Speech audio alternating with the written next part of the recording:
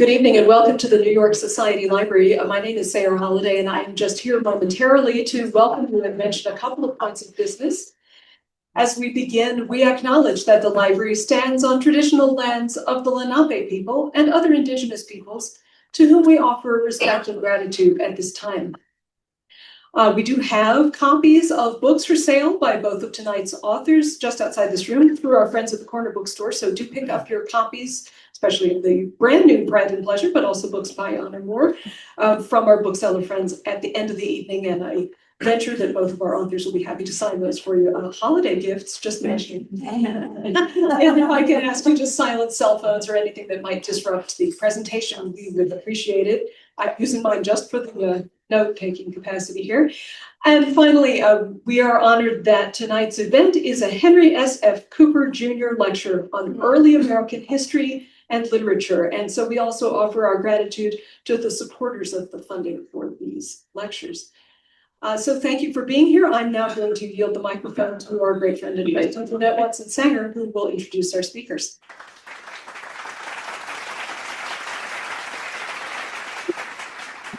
Good evening and welcome.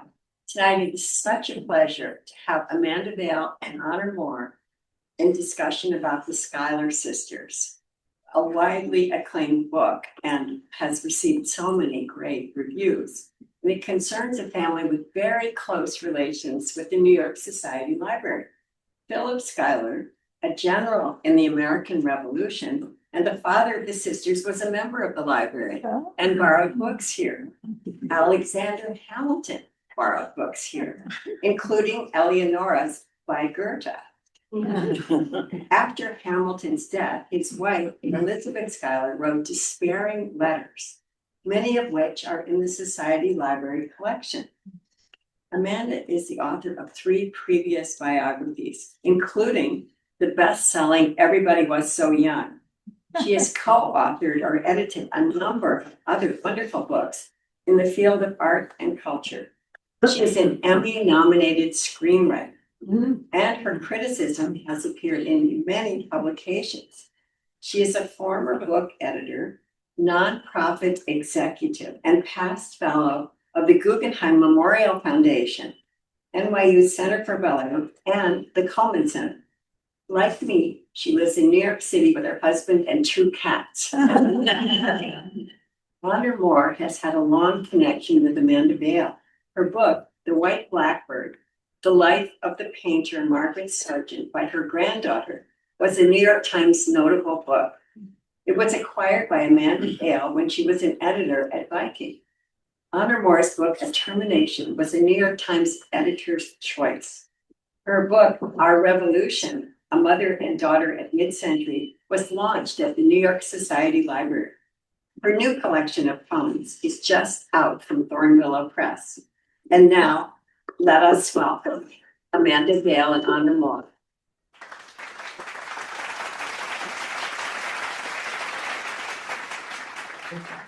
I guess I'm supposed to say. You can start. Oh.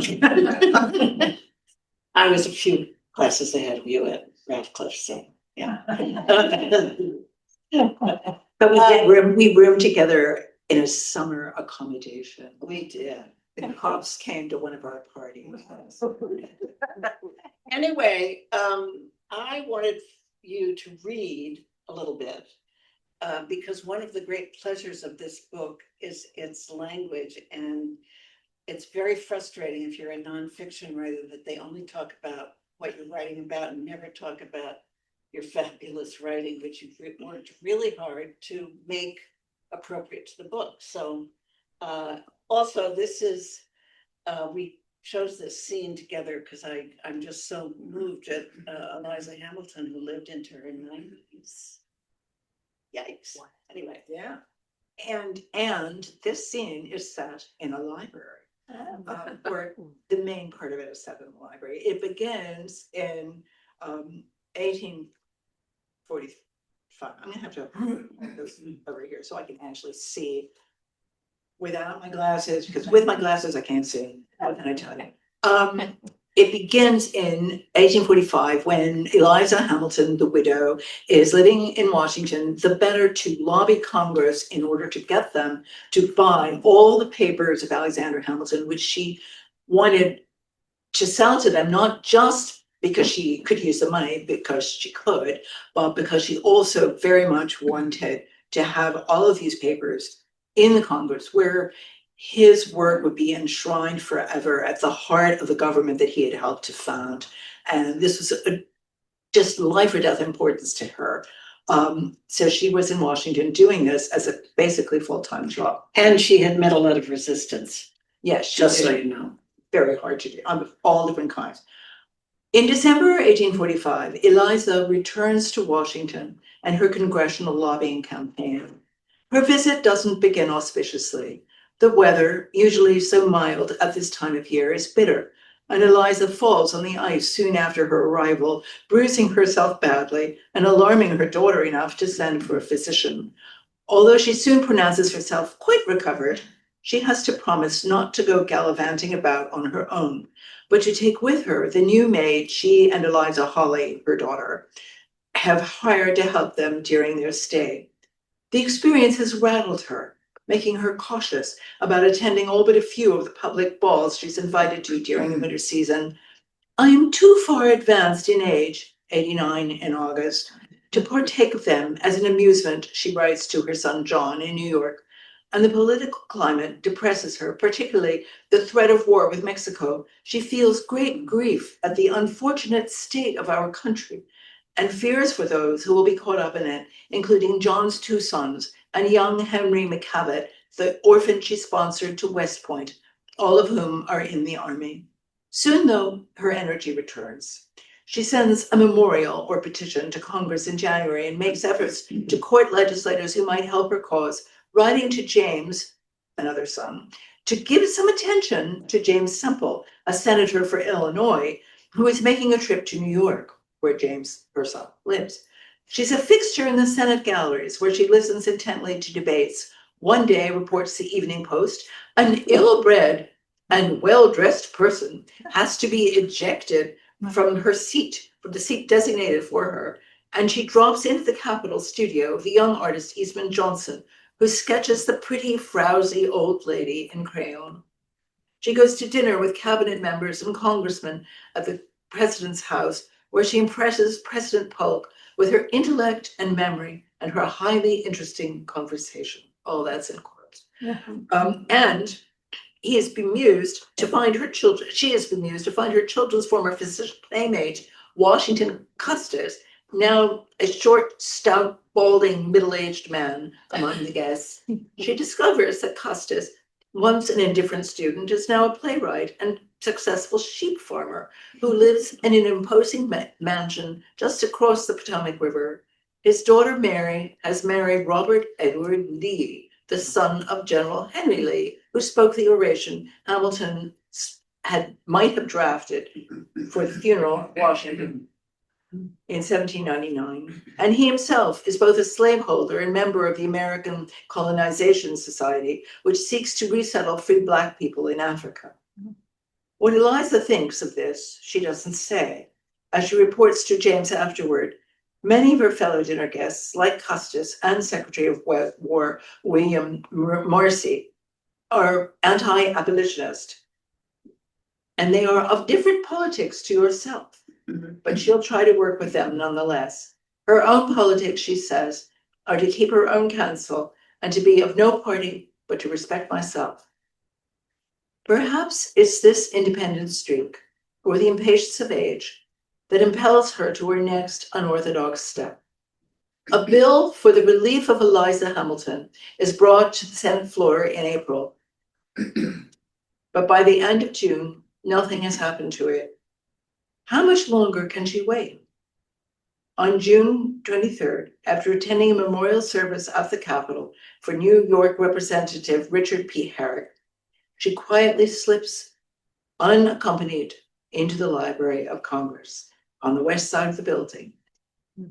And she draws the librarian, John Silva Meehan, away from his desk and into a quiet alcove. These are solemn times, she tells him in a low voice. Death has been in the midst of us, and I cannot be left here much longer. I'm going to tell you a secret. Fixing him with her big dark eyes, she warns him not to confide it to anyone else, all but ensuring that he will. Then she plays the card she's been keeping in reserve for all these years. Hamilton, she says, wrote Washington's farewell address. You know what I mean. My recollection of all the circumstances is perfectly clear, just as clear as I can see these books before us. Briefly, she sketches those circumstances for him, the letters between Washington and Hamilton, the drafting of the address at intervals which he could snatch from other pressing engagements and at late hours in the night, her own participation. She must be watching Meehan's face for the telltale signs of archivist's cupidity. I must have this. And he must betray them because she stops abruptly, telling him, you see, I have confidence in you, adjuring him again not to speak of the matter until I am gone, and then I hope you do my husband justice. She starts for the door. Then she comes back again to remind him forcefully, don't tell anyone what I've said. Don't let Mrs. Foley, my daughter, know it. Only then does she disappear. After which, as she must have foreseen, Meehan pulls out a sheet of paper and sets down every word she said. And on July 13th, acting out of high respect for the venerable lady herself, the Senate passes her bill, 24 votes to 16, and sends it to the House. Well,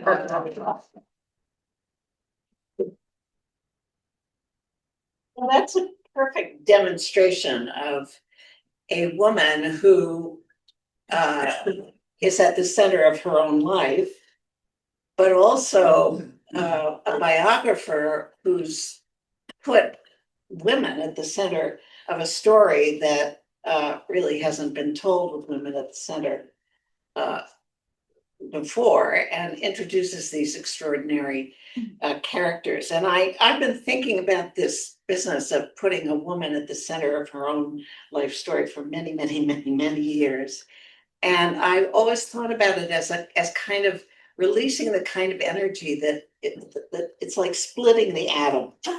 You know, it's like, and then all this stuff comes out, ideas, ways of looking at things. And actually, in your case, Amanda, at the beginning of this, I said, so is there stuff? I mean, is there research? She said, well, various, scholars in the field have told me no. But Amanda, it turns out splitting the atom really produced a lot of material. So I just wanted to ask you about sometimes I feel putting a woman at the center of her story, I find myself slipping and forgetting that I'm doing that. So I wonder about the experience of shifting all these stories to the point of view of these sisters. Well, when I started, it is true, first of all, people did say to me, oh, there's nothing. And then, of course, I found that there was something. But the kinds of things that I found, they were not in the places that you would necessarily look for them. They were in incidental archives. They were in family papers, household papers. I found lots of interesting material in household inventories. That's where you're looking for things and suddenly you discover, what people wore because there's a list of what kinds of fabric they bought. And you realize, oh, now I know what kind of dress she was wearing, which you would never have known otherwise. So that's that kind of material, in addition to lots and lots of documents and letters and diaries, even in some cases, enabled me to reconstruct their lives. But I wanted not to lose track of the life around them. They lived in a world in revolution, and I wanted to write about that. But I wanted to look at it in a different way. It was as if you would take a telescope and reverse it and look and so that the material that normally would be in the foreground is kind of in the background, and the material that normally would be in the background, the women's stories, would be in the foreground. So I ended up writing two narratives, the part, as you doubtless could figure out, about that is told really from the women's point of view, is written in the present tense, which draws it much closer to you and enables you, I hope, as a reader to participate in their lives pretty much as they lived them. But the past tense is saved for the historical context, so that a lot of material about politics, battles, other historical events that women didn't have anything to do with, are all placed in the past tense because it pushes them into the background. Well, what's so interesting is when the women in the present tense gallop from, let's say Albany to Morristown, New Jersey, to see their various husbands and so on. I mean, it's very interesting because the women sort of go into the past tense from time to time. Oh yeah, well they have to. Yeah, yeah, and in the other world. And as for all this galloping around, I decided to look at the ages, and I thought, oh, how old were these people the night of Paul Revere's ride? And on the night of that ride, Alexander Hamilton was 20. George Washington was 43, Eliza Schuyler was 18, Martha Washington was 44, and the Marquis de Lafayette was 22. Add a year for the Declaration of Independence and 14 years for the Constitution. Eliza and Hamilton are by then in their 30s. Alexander Hamilton, age 34, the age of our new mayor, who doesn't have any experience. I was just, and you've written a book called Everyone Was So Young. You could also call this one. Everybody really was so very, very young. Yeah, that is true. It's extraordinary. Really. And their youth is what binds them all together. And there really is a sense. I tried to get to that in some of these, they're all trying to invent things together. And there's a scene when Lafayette has come to New York, and Eliza gives a dinner party for him and invites John Jay, and and all of them. These are all these young people. They've known each other for a long time. John Jay is almost a kind of cousin of Eliza's, and they sense that they're just young people having a dinner party and hanging out together, and it's very touching to me to feel that was true. Yeah. Yeah, and the other, one of the other things is, the other thing that this book does is to bring alive New York City in the 1700s. And, I believe they lived in a little house at 6 Wall Street. So I went to Google, isn't it 56? Oh, 56. Well, now there are just tall buildings there. I went to Google Maps, but how did you get that material? Well, there's a directory. This is one of the, oh, thank God for these things. The New York Public Library has a directory. They have all the set of New York City directories. And so that's there. Alexander Hamilton's card here at this library, where he was a member, and that had one of his addresses on it. So you can find all these things. There are records of them. In addition, actually, Eliza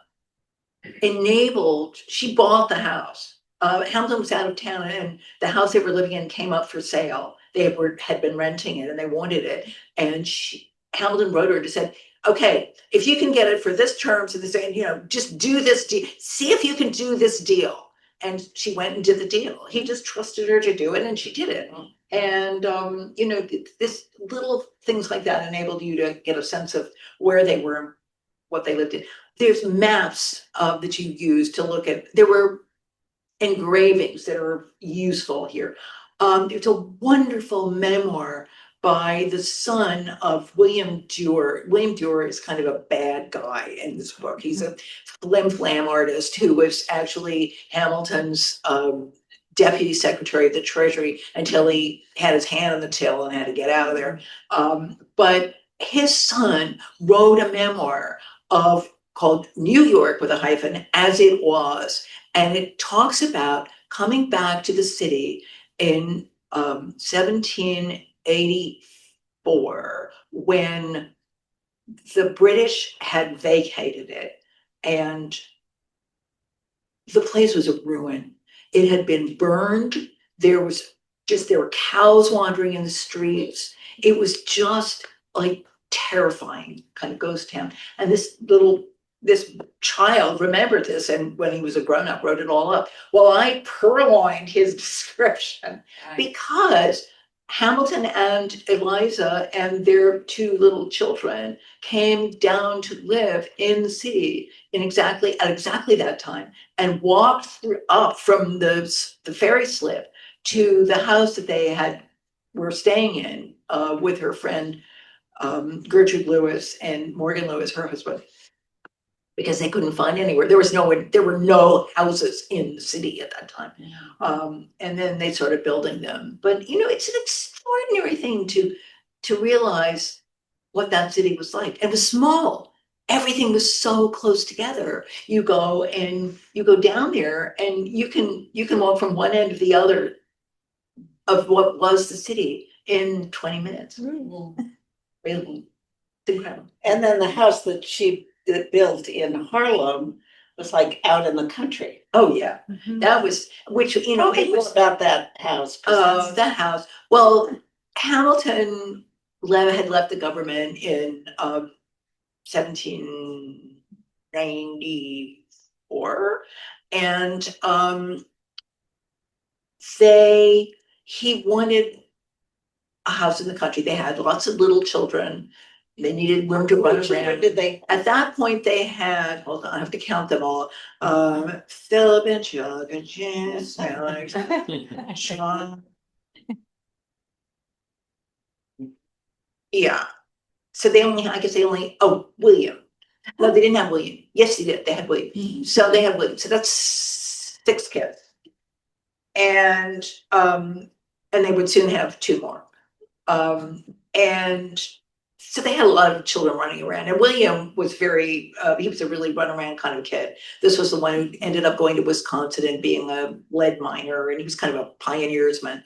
And this is a child that would run around and chase his friends with a snake. He'd pull a snake out of a hole and chase after him with, "Hey, look, I've got a snake." So he was a handful. And they built this house. It was kind of Mr. Blanning's dream house up in what was then Rolling Hills in Harlem. And it was built by the architect who did Gracie Mansion. It's kind of like a little, I don't know if any of you have seen it, but it's like a little mini Gracie Mansion, a kind of more modest, any of us could live in it and run it. You could run a vacuum around that place easy. But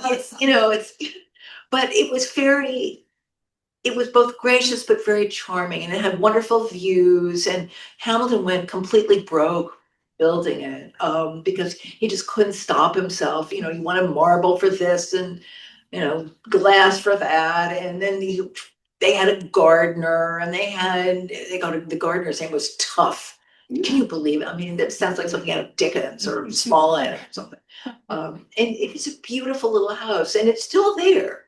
Wasn't it moved? It was moved because what happened was, New York grew up around it, and it was just not, this beautiful little house had an apartment house on one side and something else on the other side, and it was being used at one point, the parish house for the church, St. Luke's, up in that part of Hamilton Heights, and money was gathered together by a nonprofit to move it. And if you go up to the house, that's the thing they want to tell you about, is there's a whole movie of the house. They jacked it up and put it on, a truck on some kind of flatbed and moved it like 3 blocks. And the unfortunate thing is they had to reorient it when they put it into back onto a foundation. So the orientation is all completely wrong. What used to be a room that gave on the west now gives on the east, and vice versa. And it gives you kind of a funny feeling about the way the house is. And when I was writing about them living in it, I kept having to reorient because I'd seen the house and I had it in my head, but I had to reorient myself all the time so that when I'm writing about them having dinner, that the last dinner party that the Hamiltons gave before the famous duel, this is very kind of poignant scene. It was very important to me to know what it looked like there when the scene is playing out. And I kept having to remind myself, no, it was facing the other way.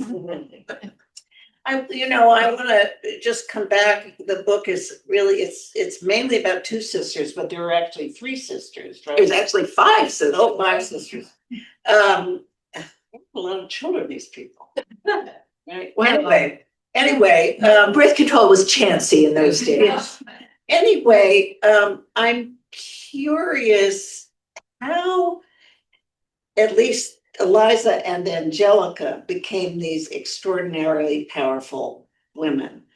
I wonder about their parents, how they were brought up. I'm curious because they were living up near Albany in the countryside. Well, first of all, they belonged to this Dutch aristocracy in New York, which had roots both in New York City and in Albany, where they had settled. And whereas the huge estates that they owned were in the northern Hudson Valley, they always maintained a presence in New York, which was the capital, and where you would come to go to the legislature, where you would come to go to all the assemblies, where you would, big social life was going on here. And the Schuylers participated in that.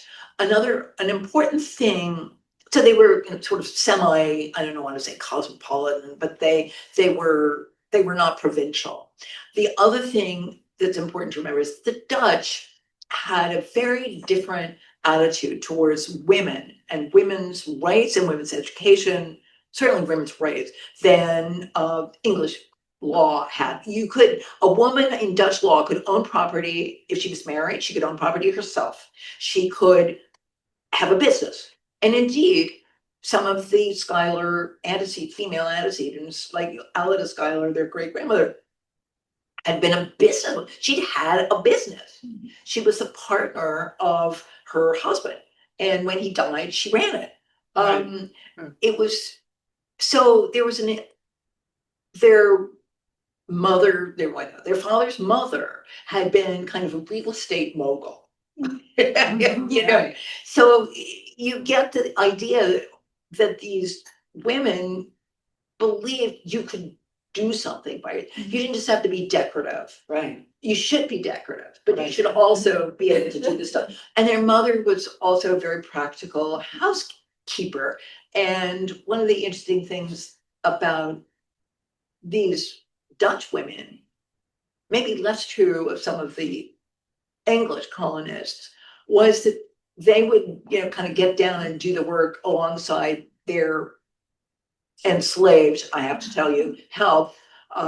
It's another thing that the Dutch had a tradition which came with the Dutch East India Company, Dutch West India Company. When the Dutch West India Company gave the grants to the patrons to come over here and settle, the early colonists, because there was all this land that they had, and they wanted to entice people to leave Holland and come here. They said, well, we'll give you 12 enslaved Africans to help you. And that's what they did. By the time, this was early in the 17th century, so by the time we get to the 18th century, this tradition has started to, how can I put this? It started to get old. And I think they're starting, although the Schuylers were definitely slaveholders. When Philip Schuyler died, he seems to have left instructions, because this happened the day that his will was probated. All of the enslaved servants on his estate were manumitted. They were all freed. And, so you begin to get the sense that that was going away in that family. But these women had a sense of being able to do things. Well, one of the things that interests me, if we're talking just about Angelica and Eliza, they mirror each other in interesting ways because Angelica made some different choices from Eliza. Would you like to talk about their relationship? Well, here was an interesting thing. When I started working on this book, one of the things that I discovered is that Angelica she got the star billing from almost everybody who wanted. Historians thought she was the interesting one. She was beautiful. Both of them were beautiful, but she was beautiful. She spoke all these languages, according to all these historians. She was coquettish. She was flirtatious. Most of these historians basically were just infatuated with her. She was a very flirtatious woman. You read her letters to almost anyone, and you can really get this picture. But and her letters to her brother-in-law are of another order entirely. We will get to that later, I think. But Eliza was always presented as this kind of drab, stay-at-home. Well, she helped Hamilton by being a good housewife. That was the story. And I discovered that that was just not true. She helped him with his speeches. She helped him with his publications. Unfortunately, because she was a terrible speller, she left her literal fingerprints on some of the work she did for him that got published without ever getting a good edit. Yeah, no copy editing there. So this piece was a couple of his pieces for called The Continentalist. They were early kind of essays about, he was trying to be a policy wonk, and so he wrote these essays, and they all have her terrible spelling in them because she took them down. She was the secretary, and it's so touching that that's how you find out that she did this. As I read, she knew that he'd written Washington's farewell address because she was there. She helped him write it while he was dictating it. So you begin to find out more and more and more about what she did. It's an extraordinary.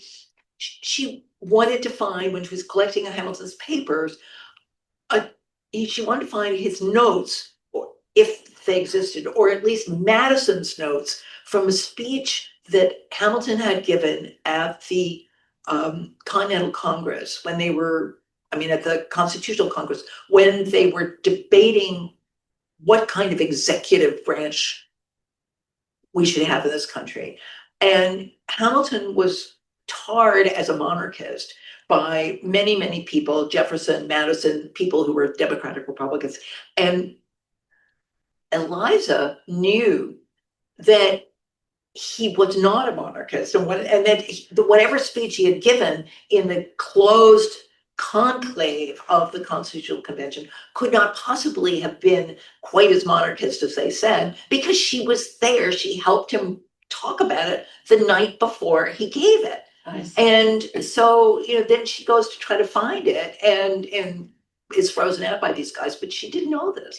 Is that I want to get back to Angelica and Alexander, but was that the stuff that was in that bag that was hidden in somebody's? Oh, the famous trunk that got. Yes. Oh no, alas, no. This is another. The case of there's a trunk. The purloined letters. There was a large cache of letters between Hamilton and Philip Schuyler and other members of the family, but mostly between Hamilton and Philip Schuyler, that surfaced at the old Schuyler mansion in Albany after the deaths of Philip Schuyler and Hamilton and everybody. It's been 1830 when this happened, and Eliza found out about it. She wanted to collect it. It had been retrieved. It was to be sent to her. And then one of the sons of one of Phil Schuyler's executors, so that would have been either one of the Van Rensselaer kids, but probably not. It was probably the son of Philip Church, who, I mean, was probably the son of John Church, who was Angelica Schuyler's, sorry, all these names. Angelica Schuyler Church's son, Philip, is probably the one who burnt them. I'm sorry, I swallowed the lead there. He burnt them. The whole paper, all of them, they're all gone. Wow. And I think he did it because there were, to your point, potentially dicey papers about that might have had shed some light on the relationship between Hamilton and Angelica. You know, we can't leave these people hanging. So we'll talk about that, and then I think we need to open it up maybe to some questions. Probably do. But tell this, because it's a wonderful kind of weird. I mean, we don't really know what the truth of it is. But Well, anyway, then, you know, well, the letters you discovered, for instance, didn't you unearth some letters? well, okay, this is another story. Letters, we're gonna talk about letters again. It has long been known that Angelica and Hamilton wrote extremely flirtatious letters to one another. But many historians have said, looking at them in the context of everything else, oh, they're just letters. It was nothing. If her family had known about it, they would never have spoken to Hamilton again. There would have been a big trouble, big scandal in the family. It would have never been possible for this to happen. You have to bear in mind that, first of all, who was going to know? I mean, to get very basic about this, you didn't have to go to very great lengths to have an adulterous affair in the 18th century. Women did not wear any underwear. Yes, and it's quite easy to just do whatever you need to do. Governor Morris could do it in a carriage going from the Louvre to the Pont Royal. So if he could do that, and he had only one leg. So, however, when I first started to work on this book, a large cache of papers, letters from that had been in the keeping of the Hamilton family for years.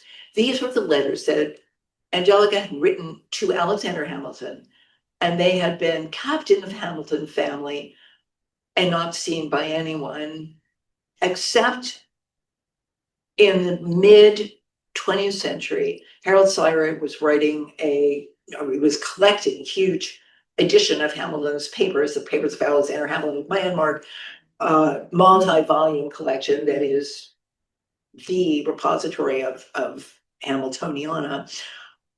He had seen them, and one of his grandson, Alan McLean Hamilton, who wrote a biography of Hamilton, was allowed to quote some of them, and in the early 20th century. Otherwise, no one had seen them. And no one had seen them all together as a group. And there's something very interesting about seeing a group of letters that have been written by one person to another, and you see in very concentrated dose what that relationship was like. You don't see it diluted with other letters to other people. You just see this. These letters were going to be sold at Sotheby's in 2016, and I was allowed by Sotheby's to look at them. So I went over and sat in a cold storeroom where all the letters were in folders and went through them. And I was astonished by the feeling that came off these pages. This woman is writing letters in which she's saying, I must seem to you like someone you have seen in a dream and can scarcely believe. Oh. She is writing things like, I have read over every letter you wrote me since I've left America, she was living in London at the time, and I am in tears.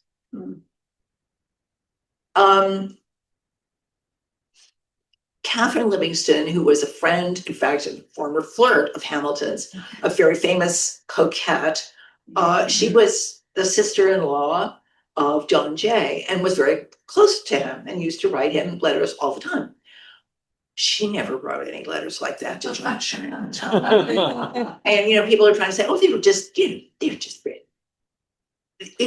I wasn't there. I wasn't in the room. I don't know what happened. We'll never know. But I just think it feels really interesting. Yeah, I just want to say something to all of you. We're implying that this book is, just about houses and dresses and love affairs and letters, but this is a very powerful account of the Revolutionary War. So just bear in mind that you're going to be reading all about these people, but it's within the context of these battles, which Amanda really beautifully recounts. So you really get a sense of this excitement of, are we going to win? Are we not going to win? This battle, that battle. It's very thrilling. And you'll have a great time reading it, but there's just something I want you to read. Yeah. Here's something that just undid me. So Eliza is living in Washington, D.C., in her 90s, and we know that she's been through this whole life, and Martha Washington was her mentor, and they knew the Washingtons very well, and even though the Washingtons were older, and she's witness to the Washington Monument beginning to be built. Mm-hmm. And somehow that just undid me. So I've asked Amanda to read that passage. Can you find it? Okay.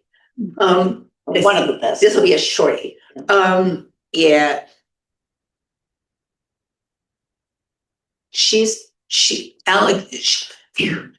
Eliza and her daughter, Eliza Hawley, and George Washington Custis and Dolly Madison were all invited to this event. And she accepted her invitation with great gratification. The heat and humidity that have blanketed the city lift on July 4th, and it's bright and fresh when she and Eliza Hawley join Wash Custis in a barouche rolling along Constitution Avenue, part of a parade that includes the president, the vice president, members of the cabinet and both houses of Congress, the justices of the Supreme Court, the diplomatic corps, governors of numerous states, and other notables, all accompanied by columns of infantry and cavalry, flags fluttering, plumes nodding, sabers and bayonets clinking. At the monument site, where a temporary arch surmounted by a chained live eagle has been erected, she and Eliza Hawley and Custis take their seats down the road from Dolly Madison. Bells peal, cannons thunder, and Robert Winthrop, the Speaker of the House, mounts the podium to make his address. On this day, he proclaims, we come to acknowledge a public debt to our first benefactor, it's Washington. And then, gesturing at the two women seated before him, he makes a further acknowledgement. To Hamilton and Madison, the joint framers of the Constitution, who are visibly present in the venerated persons of those whom they hold dear in life, at which the crowd of nearly 20,000 bursts into cheers.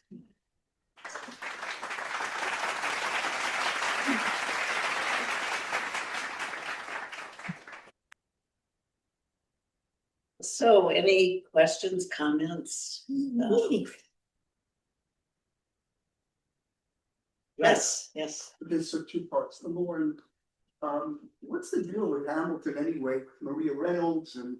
We're going there, are we? I wanted to ask All right. you about that, and then one other thing. So there, he apparently, if I understand, I teach history, so I think he actually wrote something to the effect that I am an adulterer, but Oh, I didn't no kidding. steal money. Right. I didn't steal money. I was thinking like today, maybe it's reversed. If you're an adulterer, you can't That run would be, for that president. is but you exactly, steal money. maybe. Okay. I mean, look at Elliot Spencer, I don't know, but, And the other thing, if I may, the other part was interesting to me about the interaction between Eliza is an amazing and very, as you said, she was involved in helping him in terms of his Federalist Papers, Constitution. She was very involved. We had a speaker at my college I brought on the AHA Society. We spoke about this. But what was the interaction? Hamilton was very brash. He challenged everybody to duel, Monroe and everybody. yes. What was their marital interaction when she heard it another duel? Did she ever say to him, please don't do this Enough with the duels already. Because the thing was further, because I had read that he did not adjust, he was not a good he didn't adjust the gun properly and was killed, his son was killed in the duel. What was the familial interaction with this family where, because Hamilton was very brash and got into all kinds of arguments with people. He was genius. Well, unbelievable. What's your thought? Which part of, what do you want to talk about? You want to talk about Mariah Reynolds first and never talk about the duel? I can do this fast. This dual business. Okay, well, I'll give I you, think it's important to talk about Maria. I think it's very important to talk about Mariah Reynolds. Mariah. Let's start, I mean, this all kind of comes out of Hamilton's character. In my view, he's a very needy guy. He needs admiration. He's very, very smart. Think a little Bill Clinton here, I'm the smartest guy in the room, but I need admiration. I'm not so sure how legit I am. I need admiration. I crave it. He was also, at the time that Mariah Reynolds sank her hooks into him, and I believe that this was a sting operation myself. This is my take on it. The time that she sank her hooks into him, he had just launched the Bank of the United States. It was a huge success. He is feeling like, yeah, I did all this stuff. But this is also, for people like that, that's also usually a very bad moment because they're riding very high. It's, because there's a slightly manic, bipolar issue going on here. So he thinks he's vulnerable. Eliza goes away for the summer, for the whole summer, and takes her kiddies up to Albany. And while she's gone, old Mariah Reynolds appears and sinks her claws in. And then her husband, who she claims to be estranged from, reappears and says, aha, you are sleeping with my wife. I've got you and I'm going to tell everybody unless you pay me money. Then when he pays the money, Reynolds rolls on him to government people and says, Hamilton is dealing in government securities and he's paying me to shut up about it. Which is, this Baroque. But anyway, I think there are a lot of possible scenarios as to why this happened. I mean, some of the people we might ask about, what were you up to there? What is Jefferson's connection to all these people? Anyway, I think you will see I have conspiracy theories aplenty there for anyone who wants to go to it. But what happened was, when Hamilton was confronted with his story, he went to the three senators, or actually one congressman and two senators, who brought the accusation to him and said, it's not what you think, it's not financial. I was throwing another guy's wife and he was blackmailing me. And they went, oh, this is terrible. I'm so shocked that you told us this story. Don't worry about it. Don't say anything. We'll never say another word. Except James Monroe, James Monroe. Well, you'll see. James Monroe gets his comeuppance in this book. But James Monroe decides to kind of reserve judgment. He's not sure. Maybe Hamilton was, so he's not sure. And this goes on for years. It's silent until, this is 1792, 5-6 years later, he's left the government. And then there is some danger in order to wound Hamilton politically, because there's a presidential election in the offing. this scuzzbag journalist called James Callender, who got all the Reynolds papers that Hamilton had given to his examiners in Congress in order to clear himself. Somehow this guy got hold of them. How did he get them? They were with Jefferson. Jefferson gave them to him. And they all came out, and he started publishing them in a pamphlet that he was publishing. And Hamilton, in order to forestall this and kind of, he thought repair his reputation, decided, well, I came clean to the guys in the government, so now I'm going to come clean to the public. I'm going to tell everybody that I was an adulterer, which was like not so smart. Poor Eliza had just had a baby. She's absolutely driven berserk by it. She was so depressed by this. She left him for like 2 weeks postpartum, maybe less. I think it's 2 weeks. If you think about it, if you're a woman, if you've ever had a baby, you know how you are when you're 2 weeks postpartum. Your hormones are really not in great shape. And your biology is not in such great shape either. And this is, I mean, when you think about how unpleasant this whole thing must have been, you can't. She went upstate to Albany and left him behind to kind of deal with it. She came back. She calmed down. She came back. But my title actually comes from that very moment, because her sister, a woman for whom no enemy was ever going to be an enemy forever, if there was no grudge that she would not forgive, if it could be something that would be to her advantage. She wrote Eliza a letter and she said, really, this kind of stuff happens when you're married to someone so near the sun, and you could have avoided that if you hadn't been in such a relationship. But then you would have missed the pride, the pleasures, the nameless satisfactions, etc. And so I have the 3 parts of this book are called Pride, Pleasure, and Nameless Satisfactions. And so your other question was Duels. about. Including Monroe. He challenged Monroe to a duel. Oh, But Monroe declined. They could have, isn't that right? They didn't actually challenge each other to it. They came very close. But everybody dueled all the damn time then. And something that is interesting is that the guns that Hamilton used in the duel with Burr were owned by his brother-in-law, John Barker Church, the husband of Angelica. He had bought them. I was able to deduce. In 1794, I was able to deduce this because of the mark on the guns. They were marked Wogden, not Wogden and Barton, which is the name that the company became in 1795. And in 1794, as this library can tell you, a very interesting, scurrilous book was published called The Whig Club. And it's in this collection, and you can all go and look at it. It is absolutely wonderful. It's a kind of a listing of all the members of the Whig Club, a progressive political club in London. All of them, their names are listed with dashes in among the names so that you can't actually tell who they are, except that you can. And what it does is there are little mini biographies of all of these people, telling all the people that they've been in bed with, all the deaths they've had, all the bad things they've ever done in their lives. It's a scandal sheet. It's just nothing but that.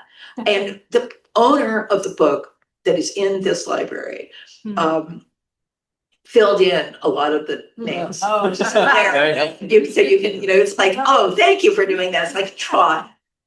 John Barker Church is in there, and it talks about how he married Angelica, got her money, and then, kept a fancy lady in London and behaved like a pig and this and stuff.